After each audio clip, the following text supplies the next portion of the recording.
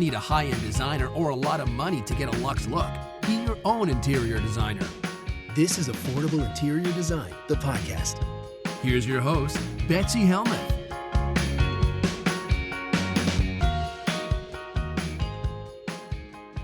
My first question comes from Marissa. Marissa's writing all the way from Newtown, Connecticut. And that is exactly where the wildlife expert was from.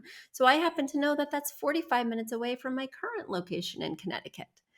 So Marissa writes, "Hi, Betsy. It's been a while since I've written, but I still love your podcast. Congrats on finding your new home in Connecticut. We also moved to Connecticut a few years ago, and I'm finally getting around to decorating my master. My question is about our curtain rods. Is it okay to use different finials on different curtain rods? As you can see from the photo, the two curtain rods behind my master bedroom go right up to the wall. Yet the two windows on the other side of the room have more space. I'm considering more decorative finials on the side of the wall that has more space, but if I do so on the shorter wall, I'm considering putting more decorative finials on the side wall because there is space to do so, but only doing basic 1/4-inch in-cap finials for the rods behind my bed. What do you think of having two types of finials in the same room? Any advice on mixing and matching?" I don't even have to look at the pictures, Marissa. I mean, I will. And for those of you watching on the YouTube channel, you'll be able to see the pictures. Additionally, you'll notice that I'm looking off to the side because I have two monitors now. I'm so happy to be back to my two monitor setup. I can't even tell you. So I can see over here while I'm videotaping over there. And yes, I have thoughts, but like I said, I don't even have to look at these beautiful pictures. And I do think that your master, or, as we call it now, primary bedroom, is coming along beautifully. But I would never, not ever, do different finials on different rods in the same room. You want me to be definitive, and I have that answer for you. The only time I can ever imagine doing this, and I've been designing for 17 years, it's never crossed my mind to do this, is if it was a very eclectic space, super eclectic, and if each rod was different. So I wouldn't have two be the same and two be different. But like I said, I can't even imagine that working out. Typically, rods are not something that I want to draw a lot of attention to. I'm sure you've read my book, but in chapter 9, I don't really like decorative finials at all. I'll do a simple ball or sometimes something very simple like a beveled crystal, but I almost never do decorative finials. I don't like any spirals. I don't like them shaped like acorns. You know why it came up in my mind as acorns? Because we have these wooden rods in our current home. And the thing I love about our current home is it's helping me to grow up, because everything that the people did in this home, whether they were designing or remodeling or replacing, they did very expensively. They were shopping at Waterworks for toilet paper holders. They were shopping at Restoration Hardware for hooks. They were using completely decorator custom drapery rods. They did not skimp. Oh, I don't know, guys. I don't know. I'm breathing in a lot of paint fumes right now. And my tendency has always been to save. Can I find something similar at a lower price point? It doesn't need to last me 25 years. I'm going to be moving soon, or I have young children who are going to destroy it, or XYZ. This looks nice. I don't need it to be heavy. It's a hook in my door.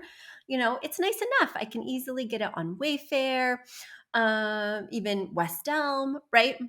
But I feel like when I'm replacing things in this home, because each item throughout the home, whether it's a hinge, a hook, a doorknob, a faucet, was done so expensively, I feel like I have to rise to the occasion, or it's going to look that much cheaper by comparison.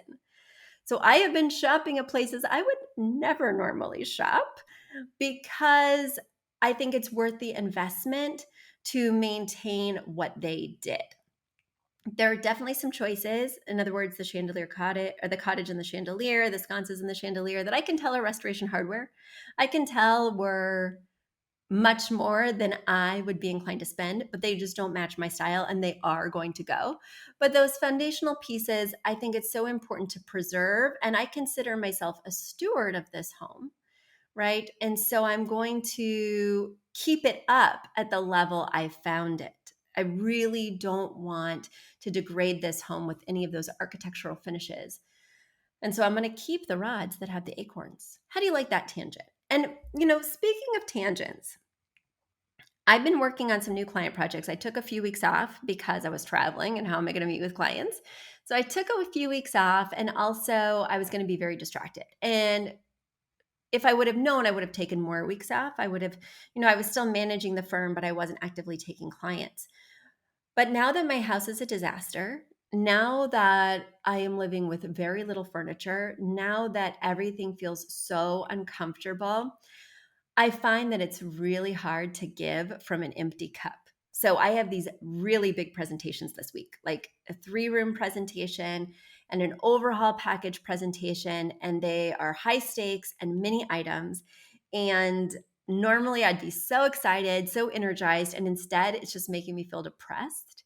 And it feels like I'm giving to other people when I have nothing left to give. I'm going to try and change that mentality because these places are going to be fabulous. But I have a hard time focusing on other people's problems, including this mailbag, without completely equating it to my own problems, because I am struggling so much right now in the home space. Which is why people ask me all the time. They say, Betsy, are you constantly changing out your drapes every season? Are you constantly updating your throw pillows or your rug for just a different look as the whim strikes you? And the answer is absolutely not. Unless my kids beg for new decals, our house is going to stay exactly the same because I have a firm foundation. I created a space I love, and I do not plan on touching one little hair on its beautiful head because I'm so busy designing for other people. And I can do that in a way that's generous and inspired because I feel settled in my own house. And I'm realizing when I don't feel settled in my own space, when I don't even have, oh my gosh, I'm sitting on a slouch right now. Do you know what a slouch is? So a slouch is 2 twin mattresses from my daughter's daybed that she decided she doesn't like anymore. 2 twin mattresses that are propped up in an L shape. So one is laying on the floor, one is resting behind it against the wall. And I sit on that to watch TV every night. And of course, that's not great for the herniated disc in my back, but the dog will not sit on the slouch with me. And the reason is because that back twin mattress keeps falling over and essentially crushing us like a little sandwich. And he no longer trusts the slouch. I certainly don't trust the slouch, but we don't have options because supply chain issues mean that our couch is not coming for 8 to 12 weeks. Guys, welcome to my world of slouch. All right, let's move on to my next question. Marissa, I'm sorry I made that question all about me. All about me is all I can think about today. Sorry about that. A big thank you to Aton and the Embassy who wrote our theme song. A shout out to Catherine Heller who owns the podcast shop and is our editor extraordinaire. We also want to thank Ginny Sunasan and her team at the Savvy Podcast Agency for their help with our social, our YouTube channel, and so much more.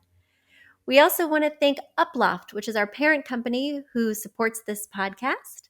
And lastly, we owe a huge debt of gratitude to you. Thank you so much for tuning in and for all your support.